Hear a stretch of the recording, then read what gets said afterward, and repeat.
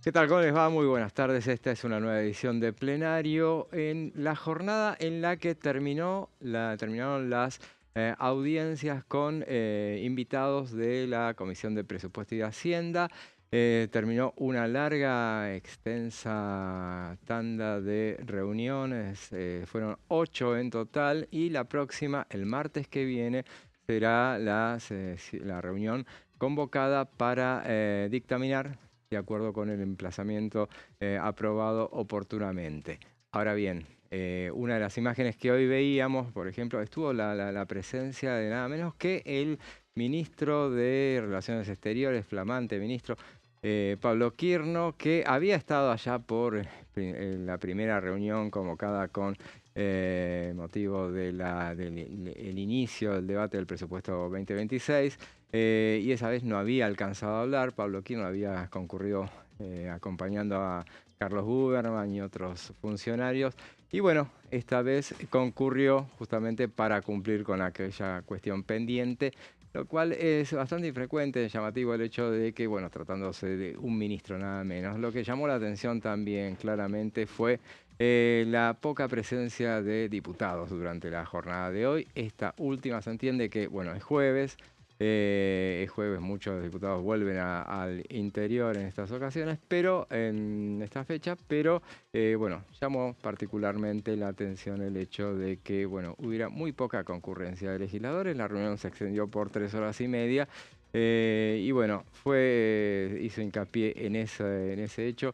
Hoy lo hizo el diputado Julio Moreno Valle, quien hizo la observación de la poca presencia de legisladores, y ayer la diputada Silvana Giudice había hecho también hincapié en ese tema, y en un detalle que también es real, el hecho de que aquellos que habían pedido el emplazamiento justamente no estaban particularmente ayer. Bueno, detalles nada más que iremos desgranando a lo largo de esta edición, y ahora les presento a quienes me acompañan, comenzando por nuestra recuperada Daniela Romero, que hoy está con nosotros. ¿Cómo está, Dani? Oh, un placer, José, estar acá presencialmente con ustedes, como siempre. Bueno, sí, la verdad es que hay mucha expectativa. Hoy el tema del día claramente va a ser la reunión que va a encabezar el presidente Javier Milei con los gobernadores. La novedad de la mañana fue que se amplió esta convocatoria a todo el gabinete, incluido el presidente de la Cámara de Diputados, Martín Menem, también el asesor presidencial, Santiago Caputo. Así que va a ser una reunión masiva que va a ser como este primer paso en la búsqueda de la famosa gobernabilidad de la que tanto se habló durante estos últimos meses a pedido de Estados Unidos, y también teniendo en cuenta que, bueno, pese a la victoria electoral y a la amplia representación que va a tener el oficialismo en relación a lo que fueron estos 2 años, van a necesitar tejer alianzas en el Congreso durante los próximos 2 años para poder llevar adelante las reformas que justamente los va a convocar hoy en esta reunión, que es a las 5 de la tarde en la Casa Rosada. Se habla de que el presupuesto 2026 va a ser como el tema principal. Por supuesto que también el tema de la reforma laboral, el tema de la reforma tributaria, que son dos reformas que las vienen anunciando hace un montón y hoy son como la prioridad en el marco de todo lo que se viene trabajando en el Consejo de Mayo. Así que ese es un poco el temario, pero no es que hay como una agenda fija de lo que se pueda llegar a hablar. El punto es que tengan esta foto masiva, ¿no?, de consenso con 20 gobernadores. Así es, y bueno, estamos hoy, decíamos, plantel completo, estamos con Juan Pablo y Pablo. ¿Cómo les va? ¿Cómo estás, ¿Cómo va? José? Pero muy buenas tardes. Sí, muchos temas, muchas expectativas para el oficialismo en relación a esta reunión. Y obviamente que continúan las reuniones en la Comisión de Presupuesto y Hacienda. Ayer tuvimos un encuentro bastante extenso de casi 6 horas, en donde Carlos Torrendel y Alejandro Álvarez, dos personajes dos funcionarios, mejor dicho, que no suelen realzar su perfil público, bueno, estuvieron debatiendo, cruzándose, incluso con algunos tonos elevados en relación a algunas de las preguntas que realizaron los diputados. Bueno, estuvieron exponiendo sobre las claves de la educación para el presupuesto 2026. Así es, Pablo. ¿Cómo te va, José? ¿Todo bien? Bueno, efectivamente, un poco lo que contaron los chicos recién, sintéticamente, en el Ejecutivo, la reunión con gobernadores, acá en el Congreso discutiéndose el presupuesto, pero obviamente son temas que se tocan ambos, y me parece que la reconfiguración del gobierno después de los resultados del domingo pasado Y bueno, va decantando de a poco y va a haber muchas postales, o va a haber una postal muy grande hoy en la Casa Rosada, como señalábamos recién hace un instante, y obviamente el telón de fondo es el Congreso, porque ahí es donde se va a terminar de cocinar las negociaciones, tanto por las reformas tributaria y laboral, como por el presupuesto 2026, que me parece que es clave y que va a ser el primer presupuesto, ¿no? Sí. Está bueno señalarlo eso porque venimos con presupuesto prorrogado por 2 mandatos consecutivos. Entonces ahí me parece que se pone una ficha importante y la idea también de, con gobernadores, poder distribuir fondos, que Claro. es un poco lo que se ha reclamado muchísimo en estos 2 primeros años de gestión de Javier Milei. Pequeño detalle, esperemos, bueno, sí, justamente que haya presupuesto, veremos cuándo es que lo hay. Vamos a los títulos de la jornada.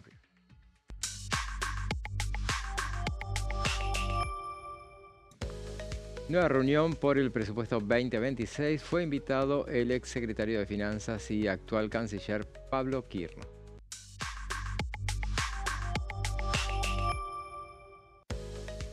Comisión de Discapacidad se debatió el Programa Nacional de Prevención de Discapacidades en el recién nacido.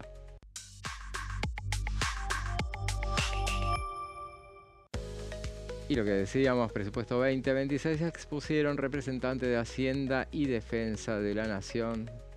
Estos son los títulos de esta jornada y bueno, haciendo referencia a toda esta larga, extensa lista de reuniones en las que, bueno, concurrieron varios funcionarios y, bueno, hoy fue la 8ª reunión para tratar el presupuesto, así que reitero, el martes que viene será la hora de dictaminar, veremos a ver qué es lo que pasa, porque justamente sabemos y lo hemos charlado, como lo charlamos varias veces, bueno, lo charlamos Lo ampliamente. vamos a volver a charlar seguramente, sí. Seguro, a ver cuándo es que se produce ese debate finalmente, porque bueno, el oficialismo quiere tratarlo con la nueva conformación, la oposición quiere que se respete el emplazamiento, veremos qué es lo que termina sucediendo. Lo que es claro es que el gobierno va a ser mucho menos flexible si lo iba a hacer, porque amagó con ser un poco más flexible en términos de, bueno, incluso modificar la meta del superávit fiscal, ¿no? Estamos hablando de la semana antes de las elecciones,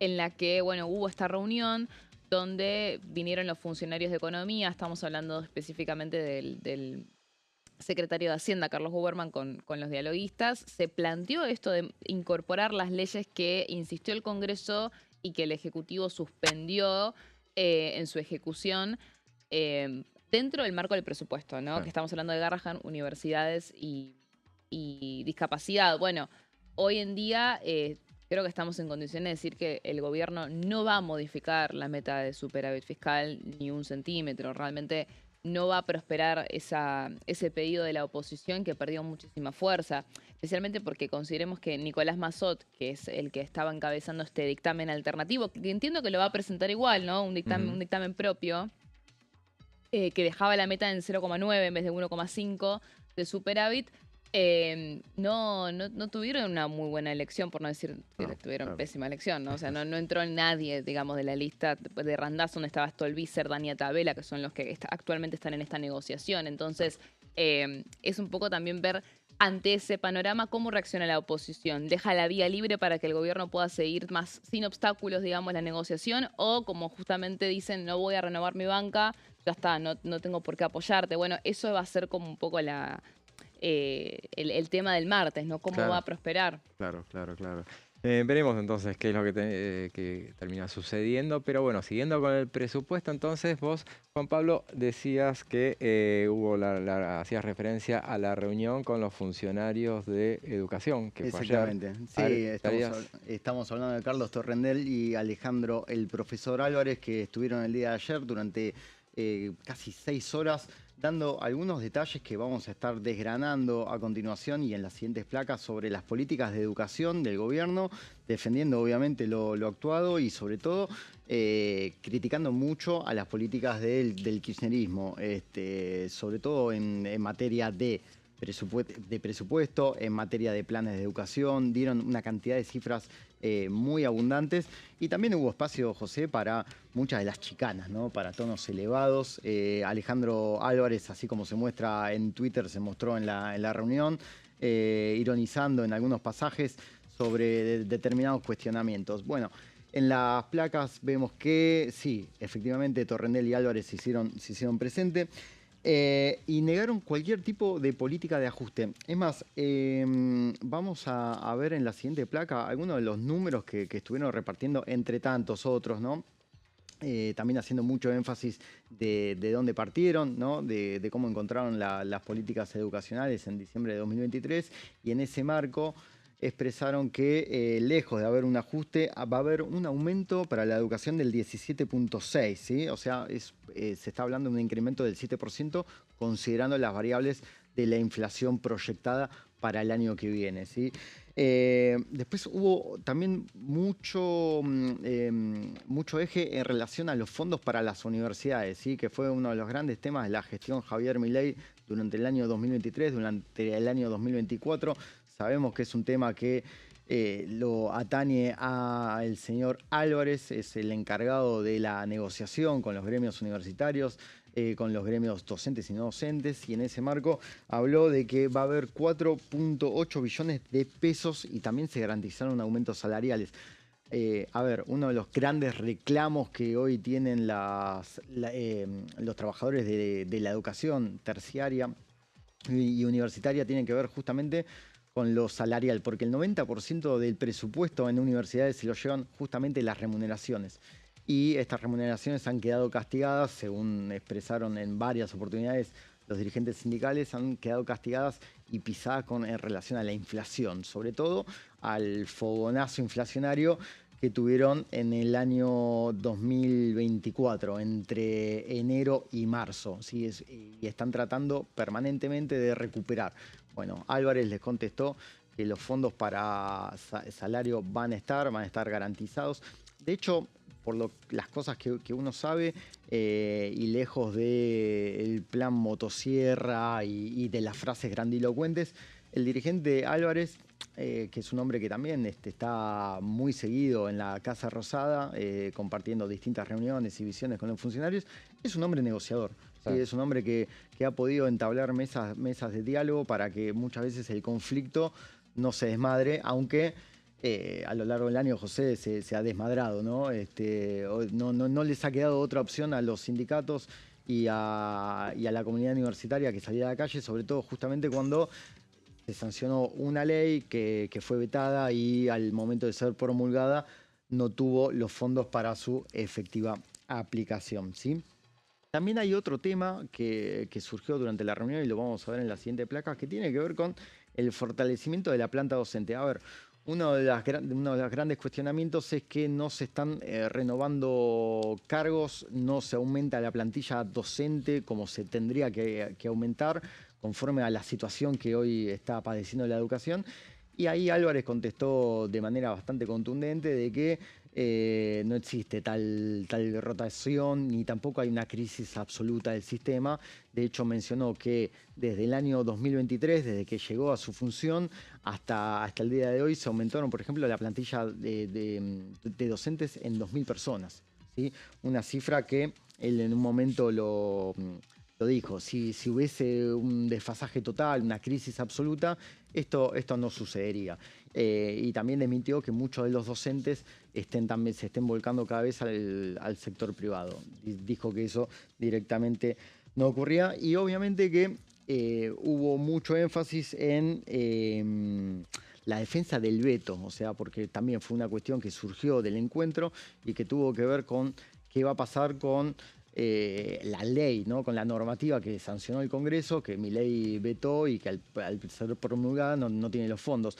Lo que dice Álvarez, esto también lo dice entre los suyos, lo dicen cada miembro de la Secretaría de Educación, es que no se puede comprometer el déficit fiscal y que los fondos para garantizar los salarios y el funcionamiento ya están directamente consagrados en este presupuesto, por lo cual no es necesaria esta normativa que fue aprobada por amplia mayoría en las dos cámaras del Congreso.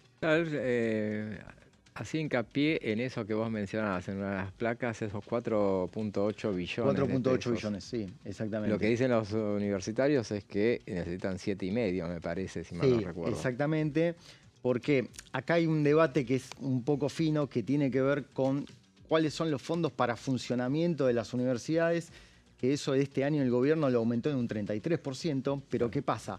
De la masa presupuestaria, el 90% corresponde directamente a salarios, o sea, es lo que más peso tiene y es el reclamo principal de todas las organizaciones de la comunidad universitaria. El funcionamiento ya está garantizado. De hecho, Álvarez en un momento chicaneó, dijo, como vieron, no se cerró ninguna universidad. Claro, porque se garantizaron justamente los fondos para eso, pero corresponden a un 10 o solamente un 10% del total. Él decía que también que, por ejemplo, que hablaba de una propagandización que había hecho la oposición con el tema de que se apagaban las luces y Sí, que totalmente. y contó que él se había ofrecido para ir a encender las luces en las universidades. Sí, porque además Álvarez, y esto lo muestra mucho en sus redes sociales, es un hombre que no solamente negocia con los dirigentes, que tiene diálogo, sino que también es profesor, es un hombre de la UBA, da clases y se codea y tiene un conocimiento que otros funcionarios no tienen. Y bueno, en ese marco también habló Torrendel, que es un hombre también de un perfil más bajo, que a diferencia de Álvarez no utiliza sus redes sociales para alabar al presidente, ni para expresar, ni para chicanear, sino que es un hombre, un cuadro un poco más técnico, que hizo mucho énfasis en los planes que se pudo llevar a cabo desde su secretaría para la educación, sobre todo en alfabetización. Ese fue uno de los grandes ejes, el Plan Federal, el Plan Nacional de Alfabetización, que fue lanzado con bombos y platillos. Si vos te acordás, José, el año pasado con Sandra Petovelo fue uno de los primeros anuncios en relación a la educación, como también así los vouchers, que bueno, también fue una idea que esbozó Javier Milei, una especie de fondos especiales dedicados a aquellas personas, aquellos alumnos que no pueden costear sus necesidades educacionales. El oficialismo propuso este sistema novedoso, del cual tampoco hay tantos datos, pero en algún momento vamos a estar repasando, ¿no? ¿Qué sucedió? ¿Qué tipo de efectividad tuvieron estos vouchers que en su momento Javier Milei lanzó directamente en plena campaña presidencial? Claro, y recordemos estos funcionarios que vinieron ayer a la tarde, jornada doble en cuanto a las reuniones de la Comisión de Presupuesto y Hacienda, porque a la mañana, a partir de las 10, ya habían recibido a Carlos Huberman y otros funcionarios. A los de defensa también habían estado. Casi te diría que jornada triple, porque hubo 3 tandas. Así que yo conté 8 reuniones, podríamos decir 7 si contamos por un solo día, o 9 porque ayer hubo 3 tandas de funcionarios. Y recordemos que los funcionarios de educación habían sido convocados en realidad la semana anterior, pero no habían venido por razones de agenda que tenían vinculación directa con el hecho de que justo ese día se había publicado la promulgación y suspensión de la ley de financiamiento universitario. Claro, exactamente. Sí, una ley que bueno, tuvo amplia mayoría y que también tuvo mucha movilización callejera, ¿no? Porque además esa ley tuvo contactos, ¿no? Entre dirigentes universitarios y también organizaciones de discapacidad, porque vos te acordás, José, que la promulgación salió en conjunto con la ley de emergencia en discapacidad, perdón, emergencia pediátrica, fue el mismo día, y que bueno, los distintos gremios y los distintos actores sociales que componen ese universo aprovecharon para protestar y justamente pedir que Javier Milei directamente aplique esa normativa. Un dato con relación a esto tiene que ver con la necesidad con que se aplique y la búsqueda de un camino judicial que están explorando los distintos actores afectados por esto, ¿no? Estamos hablando de los sindicatos de salud que pisan fuerte en el Hospital Garrahan y también los gremios universitarios, ¿no? Van a explorar la vía judicial para que efectivamente quede firme esa ley con los fondos correspondientes. Se había armado una polémica con Álvarez respecto de su título universitario, si era doctor o no. Sí. Creo que él le había quedado pendiente la tesis en la UNLAM, en la Universidad de La Matanza. Estaba un poco quejoso porque le habían dicho que no estaba doctorado, pero bueno. Eso me lo perdí ayer. Ayer fue ayer no, hace ya fue algunas semanas. Juanpi dice que es dialoguista.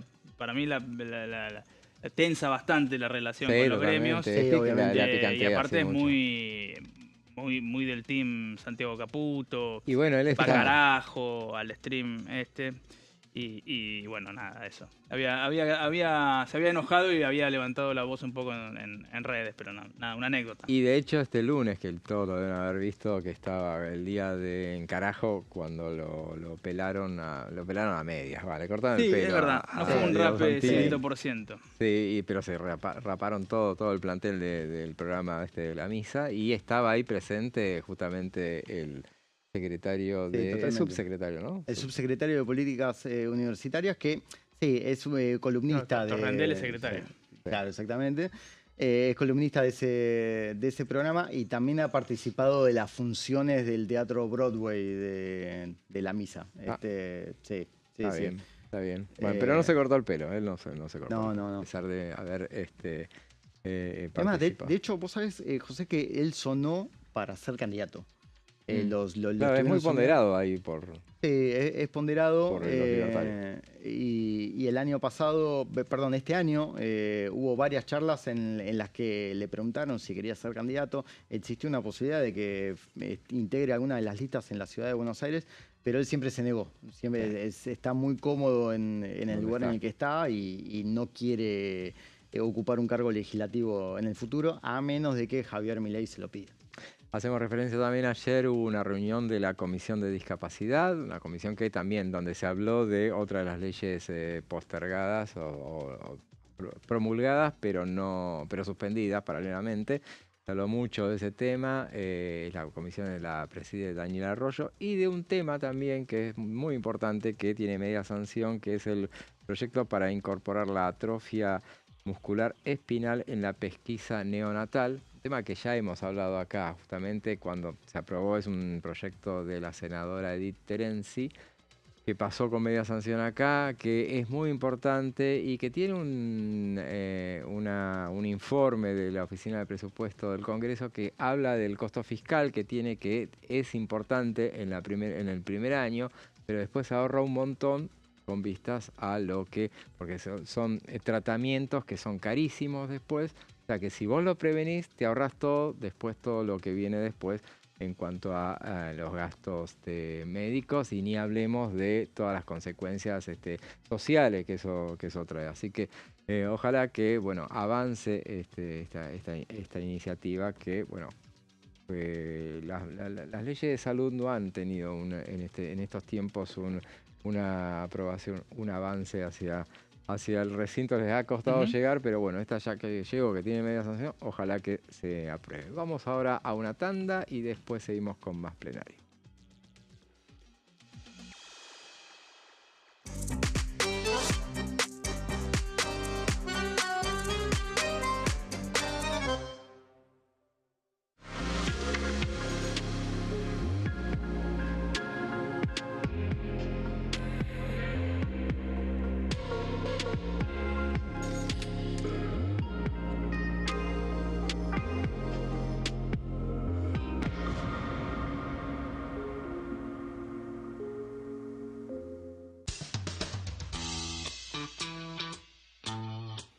El sábado 8 de noviembre llega la noche cultural más importante de Buenos Aires, la Noche de los Museos. De 19 a 2 de la madrugada, el Congreso de la Nación abre sus puertas para transformarse en un gran escenario.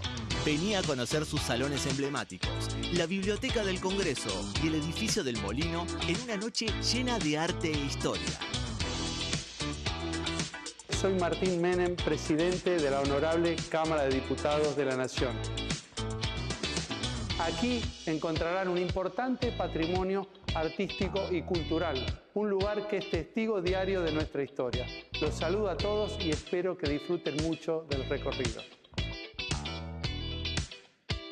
Viví la Noche de los Museos en el Congreso de la Nación. Sábado 8 de noviembre, de 19 a 2 de la madrugada.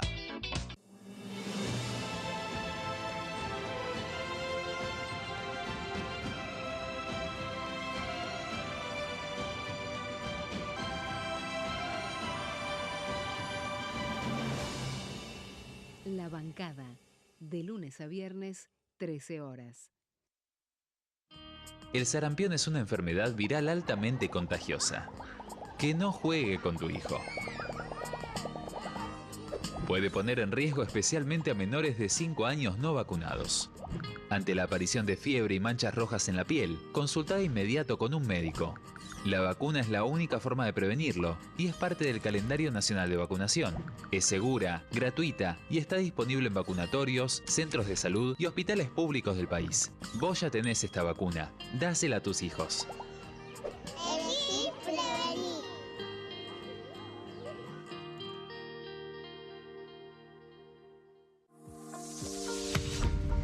¿Qué función cumple el Congreso?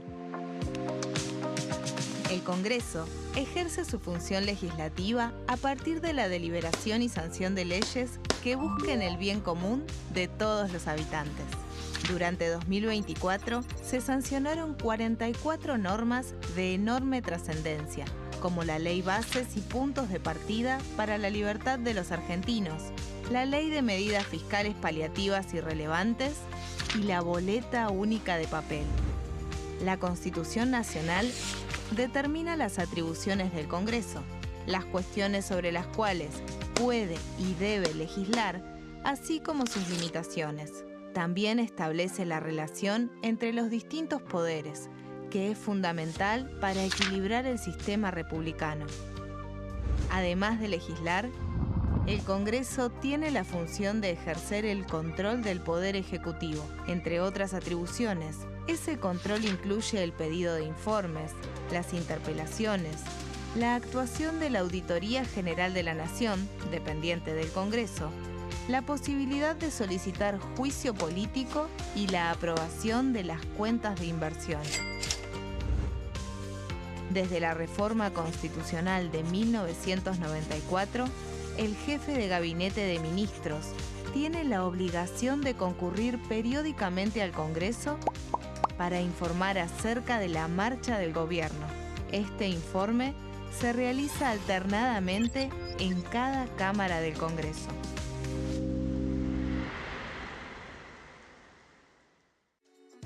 Bienvenidos, bienvenidas. Esto es mi proyecto de TV Stream.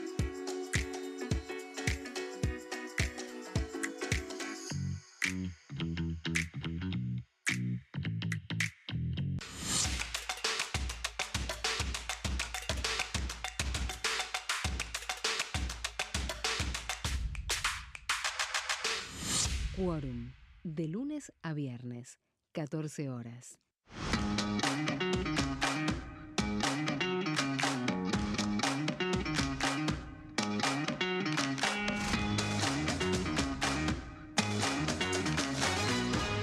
Pasos perdidos, de lunes a viernes, 16:30 horas. ¿Quiénes conforman el Congreso? El Congreso de la Nación está conformado por la Cámara de Diputados y la Cámara de Senadores. La Cámara de Diputados representa al pueblo de la nación argentina.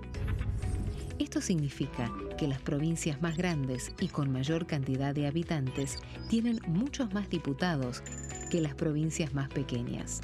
La manera de establecer las cantidades es proporcional. Por ejemplo, la provincia de Buenos Aires cuenta con 70 diputados nacionales y la provincia de Tierra del Fuego con 5. La Cámara de Senadores representa a las provincias. Cada provincia envía 3 senadores al Congreso Nacional. El total de senadores es 72, dado que las provincias argentinas son 24. Este es el número fijo, estipulado por la Constitución Nacional. Cada 2 años, el Congreso Nacional renueva la mitad de sus diputados y 1/3 de sus senadores nacionales. El mandato de los senadores es de 6 años, mientras que el de los diputados es más breve, dura solamente 4 años. La Cámara de Diputados tiene 257 miembros. En el recinto, los diputados se agrupan en bloques y en interbloques que expresan partidos políticos o afinidad ideológica. Existen también los monobloques, integrados por un solo diputado. El bloque oficialista se dispone a la derecha del presidente de la Cámara, el bloque opositor mayoritario a la izquierda, y en el centro, los bloques con menos cantidad de integrantes. Son requisitos para ser diputado: tener al menos 25 años, 4 años de ciudadanía argentina, haber nacido en la provincia por la que se postula o haber residido en ella los 2 años precedentes.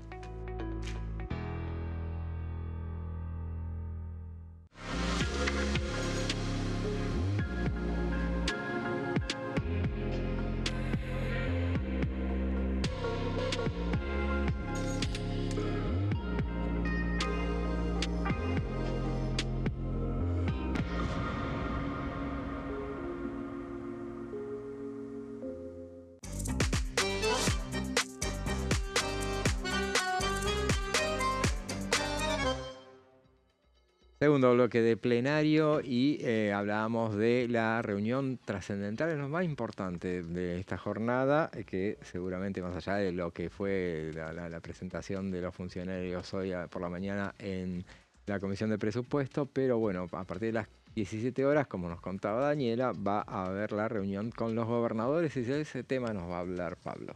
Sí, efectivamente. Bueno, a ver, va a haber una foto muy importante, una foto política. Diría la foto política más importante, por lo menos después del domingo electoral, después de los resultados de La Libertad Avanza, que sacó 41% a nivel nacional. Una postal de poder, porque además pensemos que van a estar presentes 20 provincias sobre las 24, que ahí hubo una polémica sobre si estuvieron o no invitadas las que no van a estar presentes, que las vamos a detallar en las próximas placas. Pero lo cierto es que va a ser una postal muy potente, muy poderosa, con el presidente en el centro de la escena y en el centro de la escena política, no solamente en el centro de la escena de una foto, que sería algo total y absolutamente trivial, ¿no? La Casa Rosada pudiendo convocar, después de un año en donde tuvo muchísimas dificultades en el Congreso, donde muchísimos gobernadores aliados le mostraron los dientes, por así decirlo, en la previa del proceso electoral, marcando disidencias, marcando algunas notas discordantes respecto de lo que necesitaba la Casa Rosada para las votaciones. Bueno, una foto, una postal muy grande que vamos a ver hoy a partir de las 17 horas en la Casa Rosada, con el presidente encabezándolo. Hoy, como contábamos más temprano, se sumó a esta foto, o trascendió que se va a sumar a esta foto lo que tiene que ver con el equipo de gobierno, es decir, el gabinete, Santiago Caputo, y un respaldo muy fuerte por parte del gobierno a esta foto. Y ahí empezamos a detallar y a ver los nombres de los gobernadores que van a estar presentes hoy a partir de las 17 en la Casa Rosada. Bueno, Jorge Macri un poco tedioso, ¿no? Porque son muchos, no son pocos, son 20, decíamos recién, pero ahí tenemos a la Ciudad de Buenos Aires, que es Jorge Macri, a Entre Ríos, con Frigerio, Puyaro, Santa Fe, Yarlora, Córdoba, Torres, Chubut, Jujuy, Salta, Chaco, Catamarca, Misiones, todas las provincias que forman parte de esta postal que estábamos diciendo recién. Me parece que ahí podemos destacar a Jorge Macri, con quien el gobierno no tiene una buena relación, es decir, con el alcalde porteño.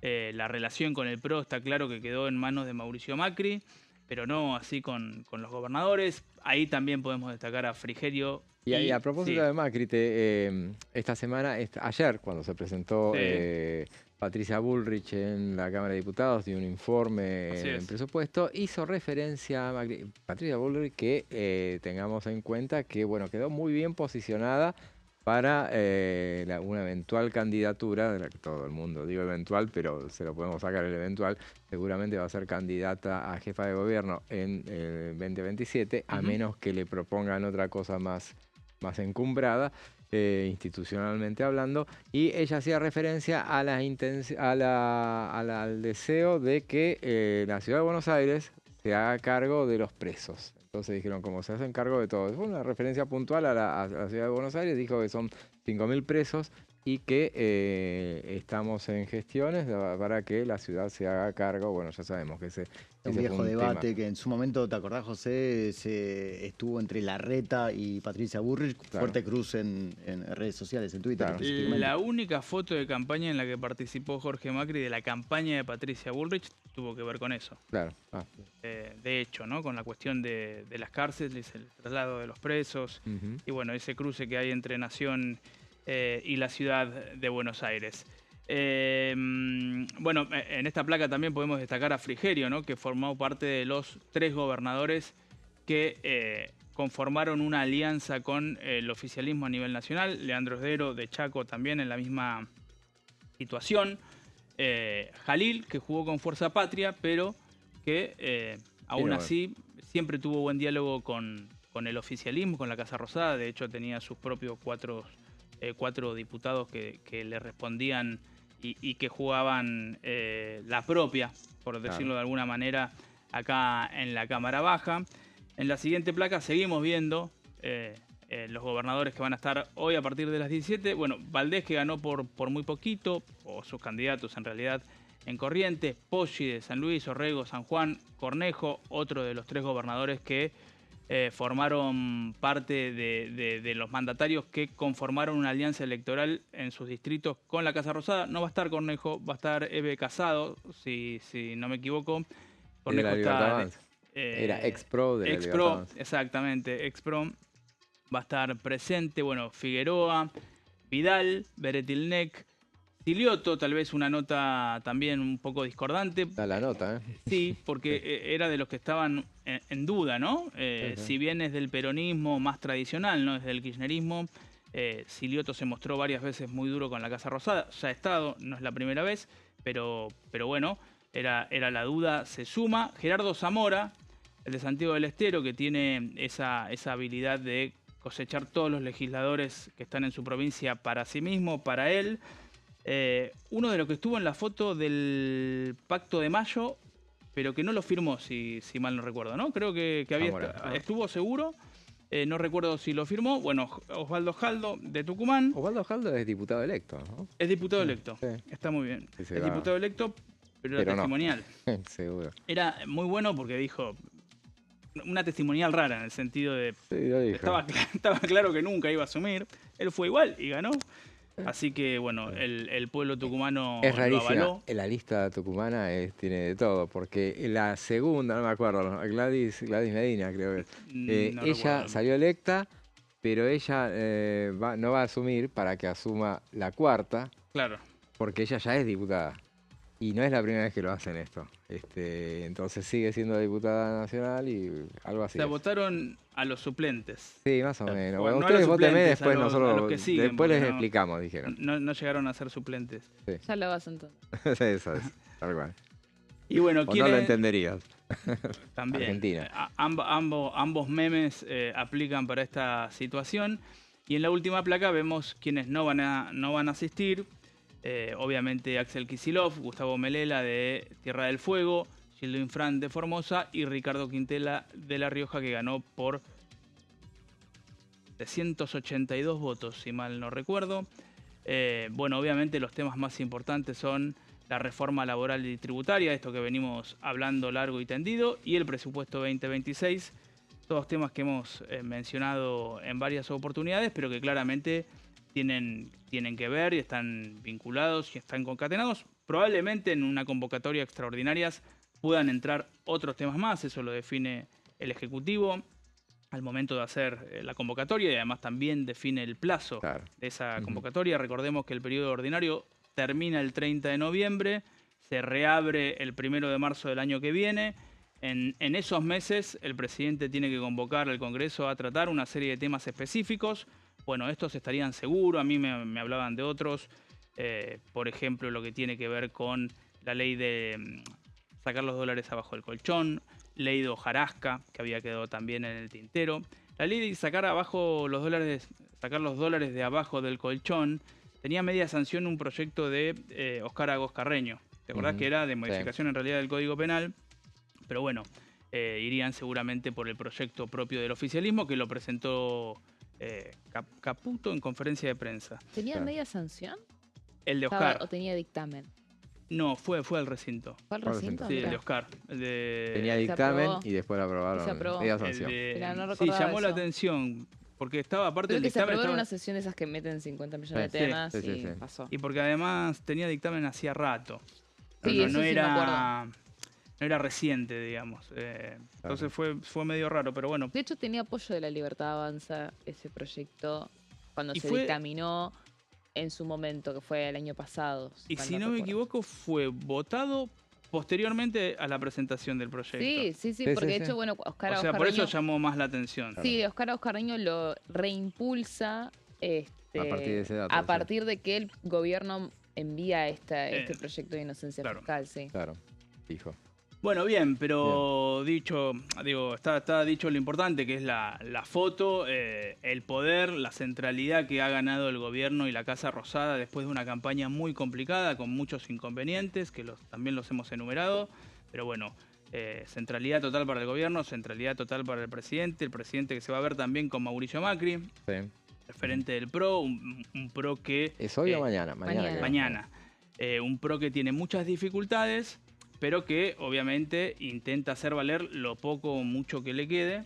En eso me parece que apareció esta frase de Macri ayer en una exposición en Chile, diciendo algo así como: en el 27 el PRO va a tener su propio candidato a presidente, que también hizo un poco de ruido en la Casa Rosada, pero bueno, a ver, empieza, no sé si está bien dicho, pero me parece que es una buena imagen para graficar el estado de situación. Empieza el besamanos. Claro. ¿No? Empieza el besamanos. Y el presidente obviamente tratando de recolectar esas voluntades para poder aprobar todos estos temas que estamos señalando para un segundo tramo del mandato.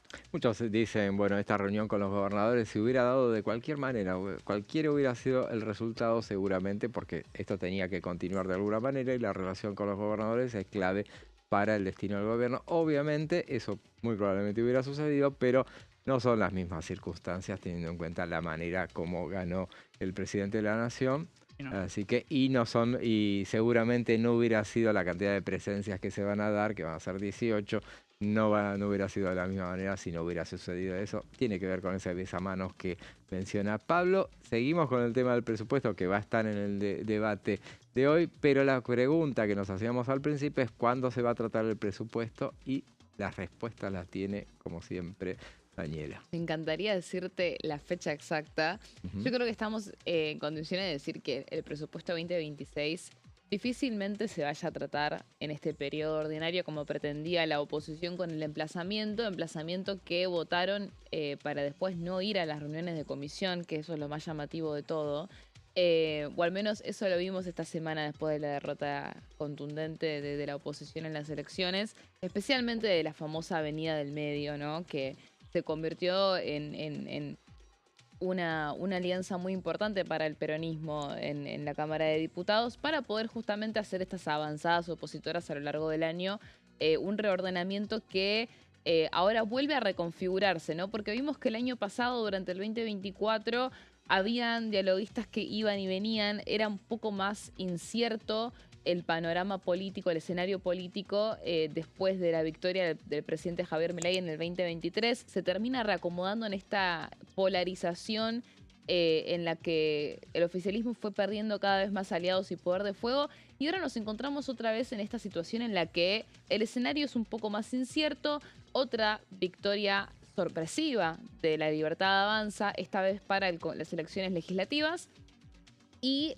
ante ese escenario es como que de pronto todos esos dialoguistas que en su momento apoyaron la ley Bases, después se distanciaron del gobierno, bueno, ahora los van a volver a buscar, pero muchos no renuevan bancas, entonces hay como toda una reconfiguración. En parte de eso también está el PRO, ¿no? Porque están quienes asumieron por la Libertad Avanza, otros que fueron candidatos de Macri. Está también toda esa reconfiguración dentro de la propia... del propio ecosistema del oficialismo y sus aliados. O sea, realmente es un escenario de vuelta incierto. Entonces, lo más probable es que ante esta situación el presupuesto vaya a tratarse directamente en sesiones extraordinarias.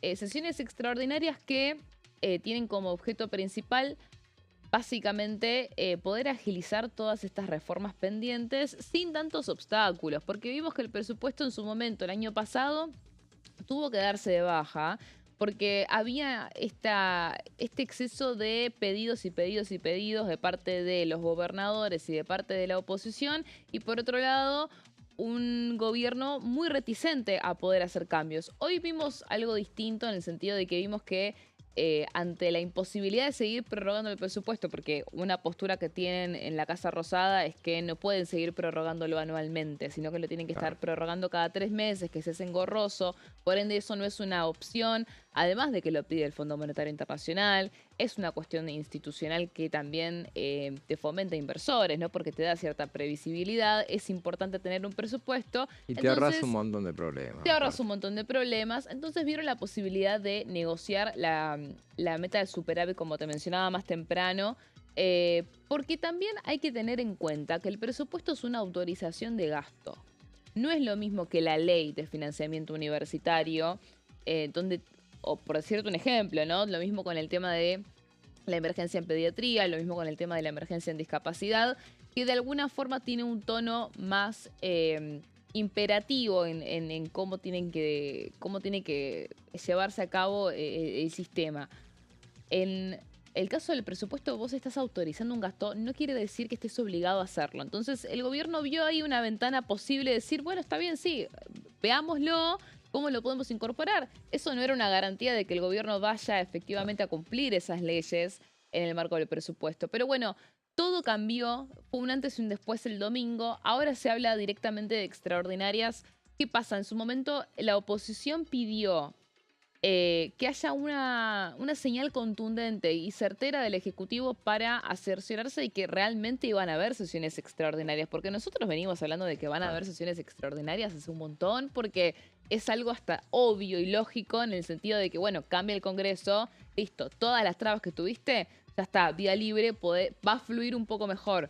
Bueno, la oposición un poco lo que planteó fue todo bien, te creo, pero yo necesito saber realmente que vas a convocar extraordinarias para tratar el presupuesto y que no vuelva a suceder lo que pasó el año pasado. Entonces, están trabajando desde el oficialismo en una convocatoria explícita para poder convencer un poco a la oposición de que eso va a ser algo factible. ¿Con qué objetivo? Con el objetivo justamente de frenar el dictamen. Acá hay dos vías. Sabemos que el dictamen está previsto para el 4 de noviembre, que es el martes que viene. Se habló de que haya un dictamen alternativo de la oposición que podía llegar a ser incluso el dictamen de mayoría. Por ende, bueno, eso fue un poco lo que apuró la negociación por parte del oficialismo, porque no van a permitir que el dictamen de mayoría sea un presupuesto que no sea el del presidente Javier Milei. Lo cierto es que cabe destacar que la alternativa que estaba presentando Nicolás, o que la va a presentar Nicolás Mazzot de Encuentro Federal, era el mismo proyecto que el Ejecutivo. No fue un presupuesto armado desde cero. Lo único que cambiaba era el agregado de las 3 leyes que tanto mencionamos que quería incorporar y que modificaba, se hacía con el exceso, con el excedente. Entonces modificaba la meta de superávit de 1,5 a 0,9, perdón, a 0,5. A 0,6, perdón, me confundo con los números.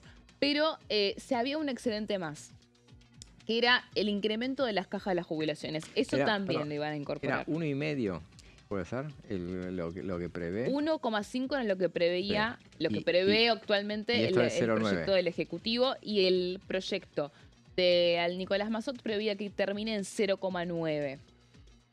Y ese 0,9 se calculaba básicamente con lo mismo, pero excepto las 3 leyes, el gasto por las 3 leyes y este incremento de las cajas de las jubilaciones que te mencionaba. Entonces, el gobierno lo que está buscando es frenar ese dictamen directamente. La oposición, y esto me lo dijo un diputado, realmente se lo plantearon, es, bueno, está bien, nosotros no dictaminamos, pero si vos ya convocás a sesiones extraordinarias con el temario del presupuesto incluido. Cosa de que nos quedamos tranquilos, de que con la conciencia tranquila, de que nosotros no vayamos a, como diputados, permitir que vuelvan a fogonear con el tema del presupuesto, ¿no? Entonces, eso es un poco lo que pasó. ¿Es factible? Y yo no sé si es tan factible que se vaya a frenar el dictamen. Hay otros que hablan directamente de dictaminar el presupuesto del oficialismo con alguna que otra firma en disidencia, pero que sea el dictamen de mayoría del oficialismo, ¿no? Especialmente eso lo barajan los diputados que están en la Comisión de Presupuesto y Hacienda que preside Berti Venegas Lynch, que son de la UCR, que son del MID, que son como aliados, están de alguna forma trabajando para eso. Es todo un escenario, reitero, muy incierto. Lo único que podemos asegurar en este sentido es que la meta de superávit el gobierno no la va a modificar, así que esa negociación no va a prosperar. ¿Qué más puede llegar a incluir este llamado a sesiones extraordinarias? Vamos a la siguiente placa. Un poco lo veníamos mencionando recién con Pablo, que es este famoso proyecto de inocencia fiscal que impulsó el Ministerio de Economía hace meses atrás y que se trabó porque realmente no hubo una posibilidad de convocar a comisión para avanzar con la agenda del oficialismo, por más que, y me atrevo a decir, muchos diputados, tanto de la coalición cívica como de Democracia para Siempre, estaban a favor de este proyecto que planteó el gobierno para, como le dicen, sacar los dólares del colchón. No hubo margen, incluso con diputados que coincidían con la idea de poder convocar a la comisión y empezar a tratarlo en comisiones. En realidad, bueno, el gobierno lo que quería era dictaminarlo de una, ¿no? Convocar una reunión de presupuesto y Hacienda, creo que son 3 igual comisiones con las que están giradas, convocar un plenario, directamente firmar el dictamen y avanzar rápido. Esa fue la idea principal. No pudo conseguir las firmas para el dictamen, así que nunca siquiera se empezó a debatir. Así que es una de las prioridades del presidente de la Cámara de Diputados, Martín Menem, incluir el proyecto de inocencia fiscal en estas eventuales sesiones extraordinarias. Se habla de las reformas del Consejo de Mayo como posibles reformas que se incluyan en el temario. Yo acá pongo un pin, porque yo no sé si hay tanto apuro en sacar adelante la reforma laboral y tributaria. La tributaria me atrevo a decir que sí, quizás. Porque en algún punto estas 2 reformas van a ser el corazón de la gestión del gobierno de cara a el 2027. Entonces también hay un sector que está un poco frotándose las manos con esta idea de polarizar mucho el Congreso con este debate, que van a ser 2 debates importantes. Ya lo están siendo y todavía no fueron ni presentados los proyectos. Sí. Imagínense cuando se trate esto en comisión, cuando vaya al recinto. Va a haber una mística que se está creando alrededor de estas 2 reformas. Yo no sé si el gobierno va a querer directamente tomarse su tiempo para tratarlas. No digo de que no la quiera aprobar, porque para mí sí la van a querer aprobar claramente, pero tiene que dejar que se cocine y que realmente esto llegue, no sea un tratamiento express, ¿no? Podría llegar a ver que lo pidan, lo incluyan en sesiones extraordinarias para febrero, quizás fines de enero, febrero. Claramente la prioridad número 1 va a ser igualmente el presupuesto 2026. Acá recordemos la fecha de la reforma del Consejo de Mayo, 15 de diciembre. Entonces, claramente se van a dar a conocer los proyectos recién para ese momento, ¿no? Tenemos un minuto más, que tengas una placa más. Bueno, hay 2 temas que a mí me interesan incluir. Esperá, Ley Bases 2. Lo anunció el secretario del Ministerio de Regulación, Alejandro Cacase, en su intervención en la Comisión de Presupuesto y Hacienda. La Ley Bases 2 podría incluir lo que tiene que ver con, otra vez, declaraciones de emergencia para tener facultades delegadas, porque eso es una de las cuestiones que nos preguntábamos durante estos últimos días, si el gobierno va a volver a impulsar facultades delegadas y en qué momento eso se va a llegar a tratar y presentar para ver si las tendrá por cuántos años y va a ser para todo el resto del segundo tramo de gestión. Este tema de la Ley Bases 2 también podría llegar a ser un tema central y que podría llegar a incluirse en sesiones extraordinarias según vimos en las redes del presidente, ¿no? Porque un poco de ahí también nos enteramos de cosas. Y yo me pregunto qué va a pasar con los pliegos de la justicia, porque en el gobierno dijeron que los iban a presentar, los iban a acelerar después de las elecciones, pusieron noviembre como fecha de reapertura de diálogo, y siendo un tema tan urgente realmente, quizás como hicieron en este año, podría llegar también a incorporarse, me pregunto yo, ¿no? Perfecto, bueno, muchas gracias, Dani. Ya te estaba por despedir, acostumbrado a que lo damos por terminado. No. Vamos a una breve pausa y cuando volvamos vamos a seguir hablando de esa Ley de Bases 2 y otras cuestiones así. Y vamos a tener un invitado muy especial. Los esperamos después de una breve pausa.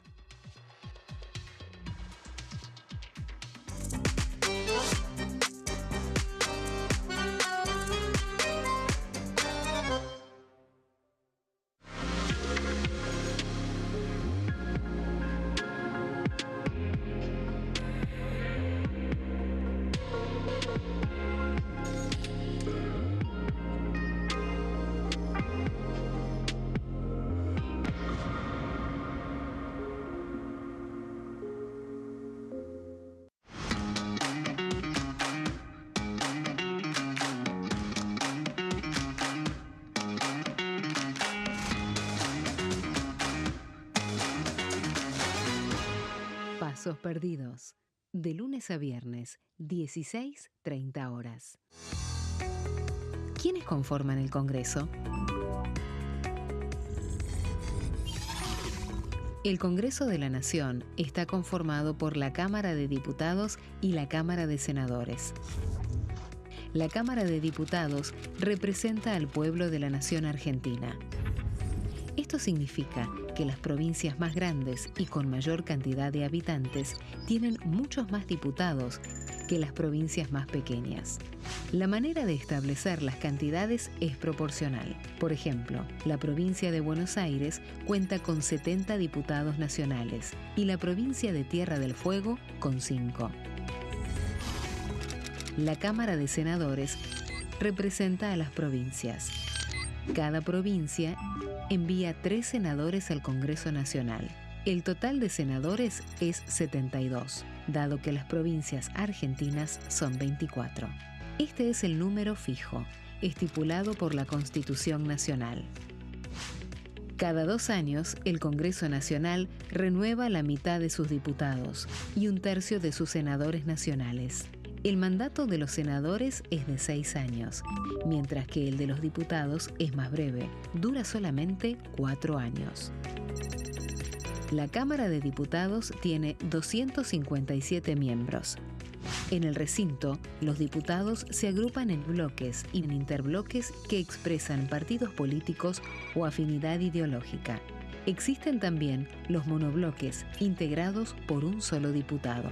El bloque oficialista se dispone a la derecha del presidente de la Cámara, el bloque opositor mayoritario a la izquierda y en el centro los bloques con menos cantidad de integrantes.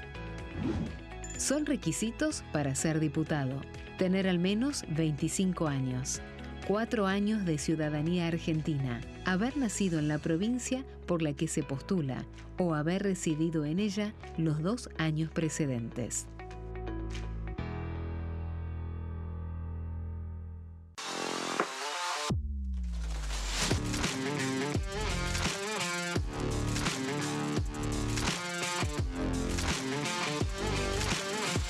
Orden del día, de lunes a viernes, 11 horas. Bienvenidos, bienvenidas. Esto es mi proyecto de TV Stream.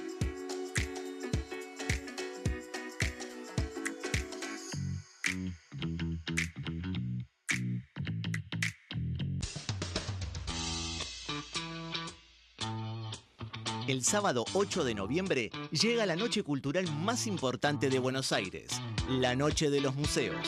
De 19 a 2 de la madrugada, el Congreso de la Nación abre sus puertas para transformarse en un gran escenario. Vení a conocer sus salones emblemáticos, la Biblioteca del Congreso y el edificio del Molino en una noche llena de arte e historia. Soy Martín Menem, presidente de la Honorable Cámara de Diputados de la Nación. Aquí encontrarán un importante patrimonio artístico y cultural, un lugar que es testigo diario de nuestra historia. Los saludo a todos y espero que disfruten mucho del recorrido. Viví la Noche de los Museos en el Congreso de la Nación. Sábado 8 de noviembre, de 19 a 2 de la madrugada.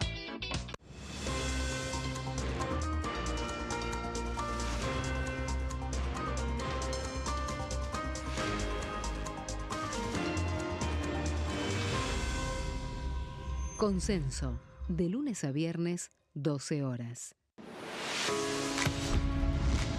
¿Cómo funciona el Congreso? Las sesiones son el espacio donde los diputados debaten proyectos de ley para su aprobación, modificación o rechazo. En una misma sesión pueden tratar varios proyectos de ley. Las sesiones ordinarias comienzan el 1 de marzo, cuando el presidente de la Nación inaugura el periodo ante la Asamblea Legislativa y se extiende hasta el 30 de noviembre. El Poder Ejecutivo puede convocar a sesiones extraordinarias o prorrogar las sesiones ordinarias. La sesión es dirigida por el presidente de la Cámara de Diputados, que administra el uso de la palabra y las distintas instancias del funcionamiento.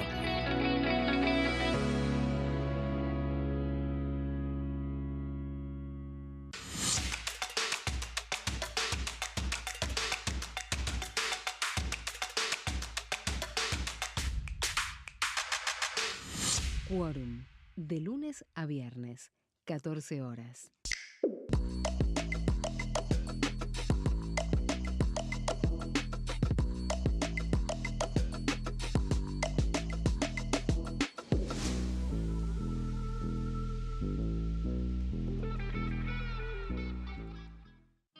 El sarampión es una enfermedad viral altamente contagiosa.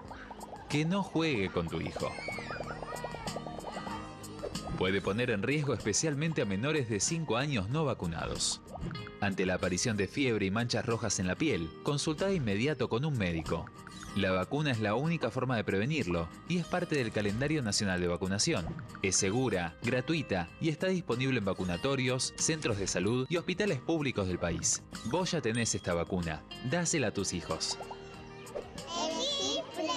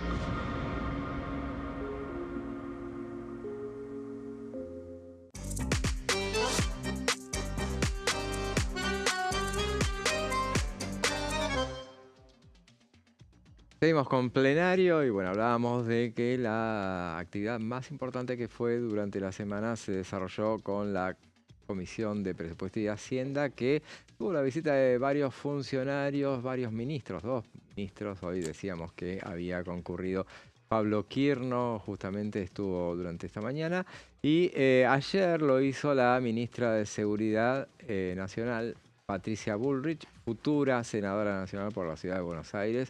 Y bueno, esto decía durante su intervención en la comisión. Demostramos que cuando hay decisión política, cuando se termina la tibieza y se impone el orden, los resultados llegan. Por eso nosotros no vinimos a administrar lo que había, lo que existía. Vinimos a cambiar de raíz una lógica que durante años dejó crecer el delito y debilitó la autoridad. Hoy, nuestro país, la Argentina, empieza a recuperar su seguridad, su respeto y su orgullo. Este no es un camino ni fácil ni cómodo. Es el camino de decisiones firmes, de poner orden a años de abandono, de complicidades y de silencios.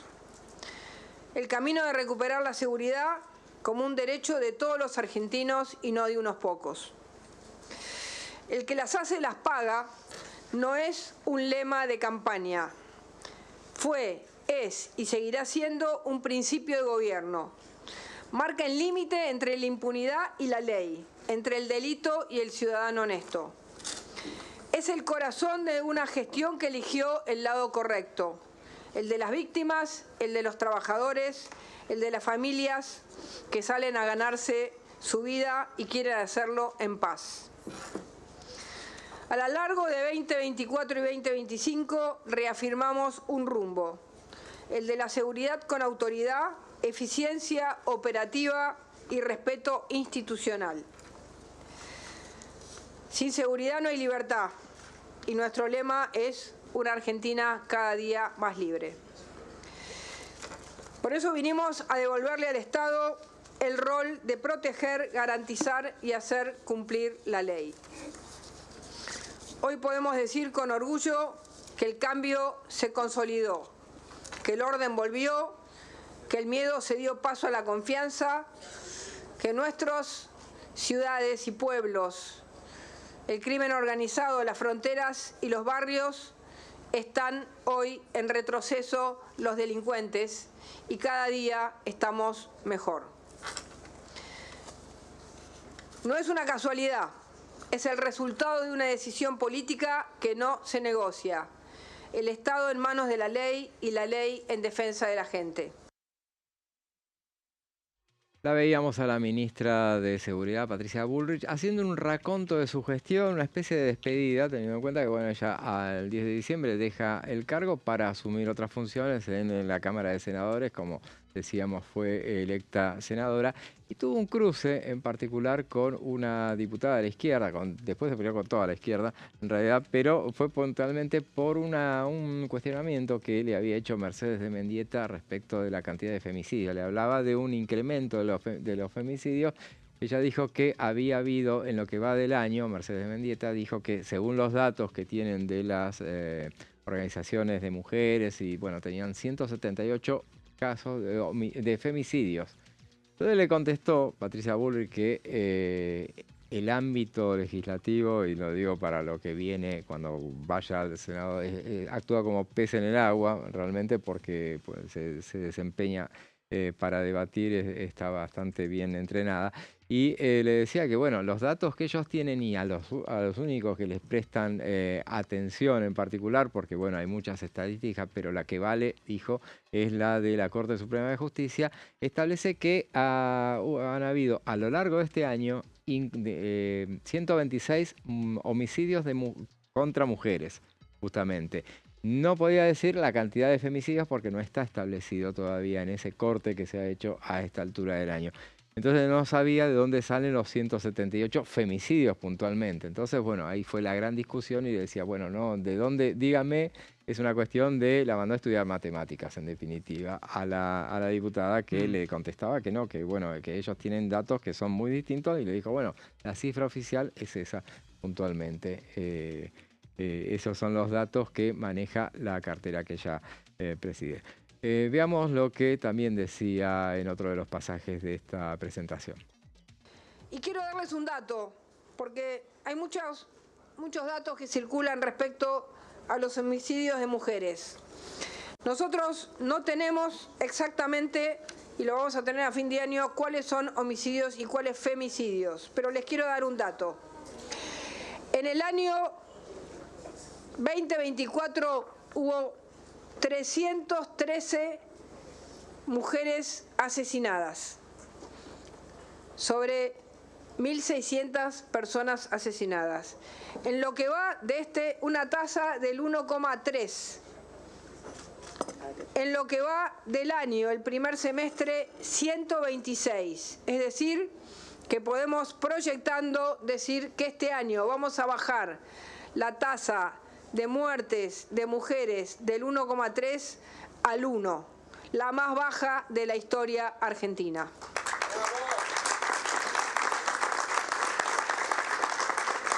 Esto fue una planificación. Con planificación vimos que el 90% de los homicidios intencionales ocurren en el 10% de los municipios del país. Eso nos permitió tener una presencia inteligente, porque ahí donde están los homicidios, ahí trabajamos con más fuerza y en muchos lugares, casi todos, en comandos unificados con las provincias. Por eso es que va bajando la tasa de homicidios, porque vamos ahí donde el delito está más arraigado y más fuerte. Con esta convicción lanzamos el Plan Territorial de Reducción de Homicidios y Violencias Relacionadas, el Plan 90-10. 90% de homicidios en el 10% del territorio. Una política que no es genérica, una política que va ahí donde está el delito. Y vamos a enviar al Parlamento una ley contra la violencia de género, violencia relacionada e intrafamiliar, para ir mucho más a fondo contra la violencia que se desata en nuestro país, en las familias y contra las mujeres. Veíamos a la ministra de Seguridad, que estuvo el martes. Yo dije ayer, no, en realidad hubo tantas reuniones. Ayer, el martes, estuvo la ministra de Seguridad. El miércoles por la mañana estuvieron Guberman, Carlos Guberman, otros funcionarios. Rolandi Estuvo también. A la tarde estuvieron los secretarios de Educación. Y hoy estuvo Pablo Quirno, volvió Guberman también. Así que bueno, eso fue el menú de presentaciones que hubo respecto del presupuesto nacional, o sea, en realidad bastante presencia de funcionarios, lo que hacíamos referencia de hoy, que Quirno cumplió en cuanto a venir finalmente, porque lo había hecho el 1 de octubre, aquella fallida reunión, porque bueno, terminó antes, intempestivamente, cuando Carlos Guberman decidió retirarse y se retiraron todos los funcionarios de Economía. En ese momento presidía José Luis Espert, y en aquella oportunidad, bueno, fue porque desde la izquierda presentaron cuestiones sobre lo que había sucedido con la flota que llevaba alimentos y cuestiones humanitarias a Gaza. Lo habían interceptado. Igual creo que se fue por una festividad religiosa, ¿o no, Guberman? En medio de toda esa bataola, me parece que se había ido... Ya había avisado, creo, que se iba a ir a determinado horario por una festividad judía, bueno, básicamente. Y en el medio que se armó todo ese lío, me parece que aprovechó y se fue. Claro, sí. Por ahí no le quedaba ya mucho tiempo para exponer y dijo, bueno, ya está. Cumplió en volver con Pablo Quirno, que decíamos, es flamante flamante Expuso como canciller. secretario de Finanzas, claro, no lo como hizo. canciller. Claro. Pero bueno, le preguntaba mucho por la cuestión. Después vamos a decir lo que hablaron hoy respecto de, por ejemplo, el acuerdo con Estados Unidos. Veámoslo cuando esta semana, creo que fue el lunes que juró. ¿El lunes o el martes fue? Bueno, Lunes. El lunes pasado juró y este es el momento que lo hacía. Antes, Dios, estás viviendo una externalidad positiva. Yo te aviso. Solamente te lo aviso. Pero está bueno, digamos, como caso aplicado, ¿no? Licenciado Pablo Quirno Macrain, jurás por Dios y por la patria sobre estos santos evangelios desempeñar con lealtad y patriotismo el cargo de Ministro de Relaciones Exteriores, Comercio Internacional y Culto, para el que has sido nombrado, cumpliendo y haciendo cumplir en cuanto de vos dependa la Constitución de la Nación Argentina. Sí, juro.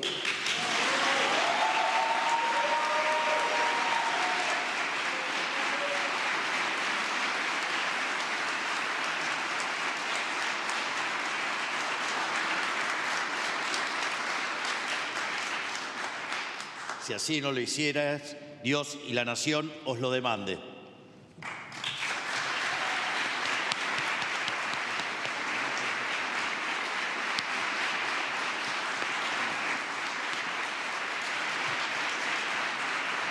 Firman el acta correspondiente el señor presidente de la Nación, doctor Javier Milei.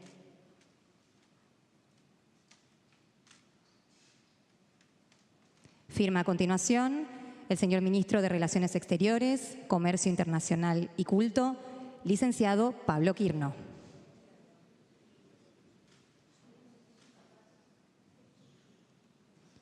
Rubrica el escribano general del Gobierno de la Nación. Señoras y señores, de esta manera damos por finalizado el acto de juramento del señor ministro de Relaciones Exteriores, Comercio Internacional y Culto. A todos, muchas gracias.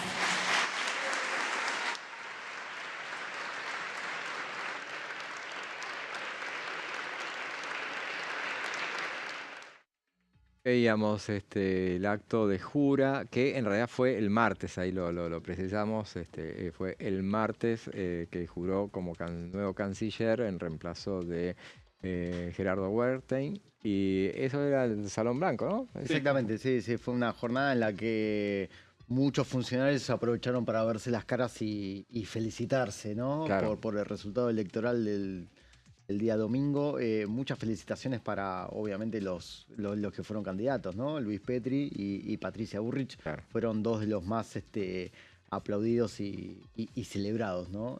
Y después, obviamente, pasó Javier Milei para saludar uno por uno a todos los presentes. La verdad que fue bastante nutrida la ceremonia de jura del flamante canciller. Sí, fue muy entretenido ver aparte cómo interactúan entre ellos. Sí, hubo mucha euforia y mucho saludo inesperado. Sí, entre, es como entre ver, distintos miembros. es como estar en...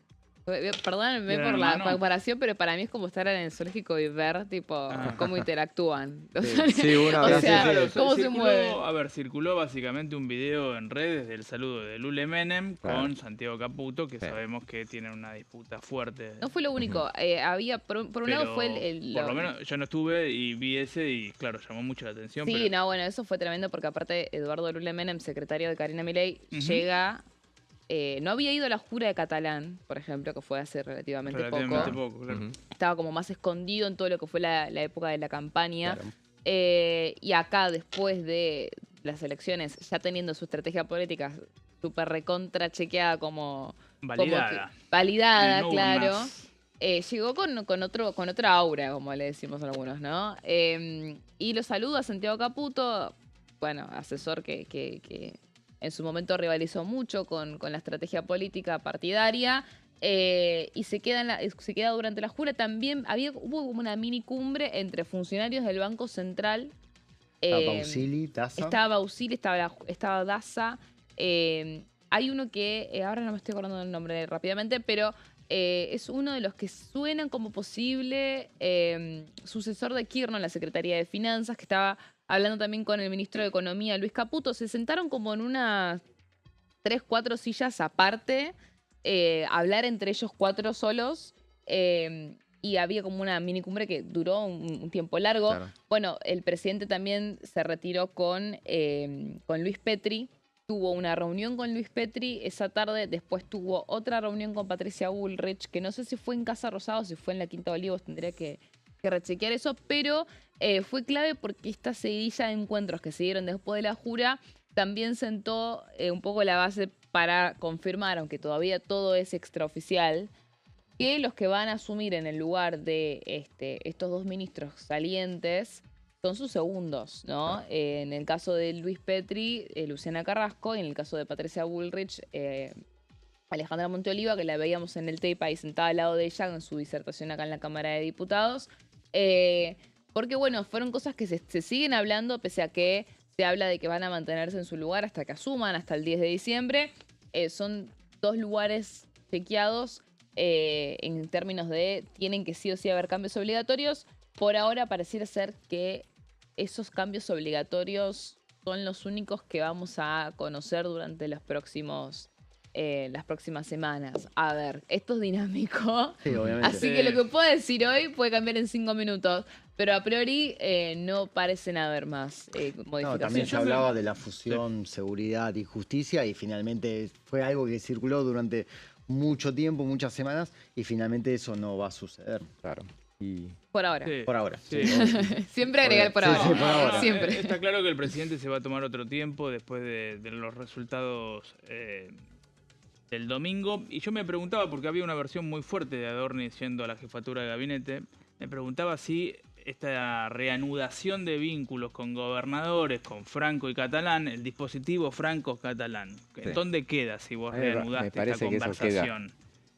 Te digo, va a quedar como está. Una pregunta que me hacía hoy que trataba de despejar y que no despejé. Está muy bien. Por ahora. Sí, pero sí, sí. Tal no, vez sí, en sí, algún sí. momento me la despeje, pero digo, porque estás poniendo de vuelta al frente de esa conversación a 2 hombres que en algún momento fueron cascoteados, dicho Claro. en términos Bueno, obviamente es que figurativos. eso también ¿Y es- ¿Cómo sigue eso? También es clave porque un dato es que por ejemplo, la ampliación de la reunión de hoy a todos los ministros fue idea de Franco. No fue una idea de Milei para apaciguar la interna. Y Claro. que no, Franco fue el que convocó a los gobernadores, obviamente por pedido del presidente, pero fue también el que tuvo la idea, que se lo comunicó a Carina Milei, de, che, es una situación muy importante, estaría bueno que estemos todos, ¿no? Entonces, es como que se ratificó el rol de Guillermo Franco Claro. en estos días, cuando el domingo lo daban por hecho. Claro.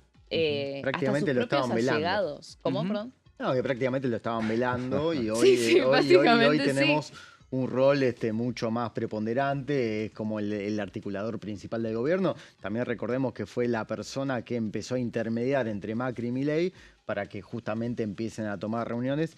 Dicho sea de paso, el día de mañana el presidente y el exmandatario van a mantener una cumbre en la Quinta de Olivos, en donde se van a trazar distintos temas. Un dato hablando de cómo es que se mueven los ministros en la jura. Guillermo Francos no se saludó con Santiago Caputo. No hubo un saludo. No hubo saludo. No hubo saludo. Sí estuvo hablando Santiago Caputo, que siempre se para como afuera, ¿no? Como que se para en un costado. Después suele integrarse en toda la rosca que cuando se paran todos. Se quedó hablando solamente con Manuel Adorni. Y que Petovelo en un momento también se sumó a la conversación, pero hasta ahí quedó su interacción con el resto de los ministros. No hubo un saludo con Franco, que eso también, fue un dato en el medio de esto que mencionás de quién podría llegar a reemplazarlo y quién está interesado en que Franco se vaya, ¿no? Porque también ese es el punto, ¿no? ¿Quién está, entre comillas, operando para eso? ¿Quién podría salir beneficiado y cómo? Bueno, ahí es cuando se empieza a abrir esta interna. Yo lo que entiendo y entendemos muchos es que el jefe de gabinete está cansado de eso, ¿no? De ese ida y vuelta constante que es agotador para él. Entonces, ahí es cuando también se planteó en su momento si se va es porque él quiere, porque ya... Sí, de hecho, Milei le pidió, yo estaba en el centro de cómputos el día de domingo, Franco ya se estaba yendo para el Hotel Libertador, para el búnker de la Libertad Avanza, y fue el propio Milei el que le pide que por favor, porque los resultados iban a ser anunciados simplemente por la Directora Nacional Electoral y por el Ministro del Interior, Lisandro Catalán, y el llamado fue muy sorpresivo, ya estaba la ruta de Francos definida para ese domingo de la noche, y sin embargo el ministro coordinador termina siendo la persona que anuncia la victoria arrolladora del Partido Violeta. Así es, y me quedaba pensando en los dos funcionarios que vienen al Congreso de la Nación. Seguramente muy probablemente vayan a tener cargos como autoridades. Se habla de que eventualmente Patricia Bullrich, que pueda llegar a ser presidenta provincial del Senado. Algunos le sugieren que vaya directamente como presidenta del bloque oficialista. Algunos dicen, ¿Puede ser ambas? No, ambas cosas no, pero a lo mejor desde la presidencia provisional puede llegar a ordenar qué es lo que le están pidiendo, que vaya a ordenar un poco la relación del Senado. Y Luis Petri, seguramente como en una de las vicepresidencias que ahora sí le va a corresponder a La Libertad Avanza. Veremos. Nos quedamos sin datos. Decirlo rapidísimo. No, que no me gustó porque no me acordaba el nombre del que yo había dicho que estaba en esta mini cumbre económica en la escuela con Daza, Toto Caputo y Bausili. Estaba Nicolás Marcelo Ferro. Ese era el nombre que no me salía, que es un funcionario del Banco Central y suena como posible sucesor de Kirchner en Secretaría de Finanzas. Gracias, Daniela. Estás invitada cuando quieras. Podés volver acá. Por ahí me van a ver más en holograma. Buenísimo. Gracias, Pablo, Juan Pablo. Gracias, José. Gracias a ustedes por estar del otro lado. Nos volvemos a encontrar mañana a partir de las 3 de la tarde. Ahora los dejamos en compañía de Amanda Alma, Fernando Fracchelli y sus pasos perdidos. Hasta mañana.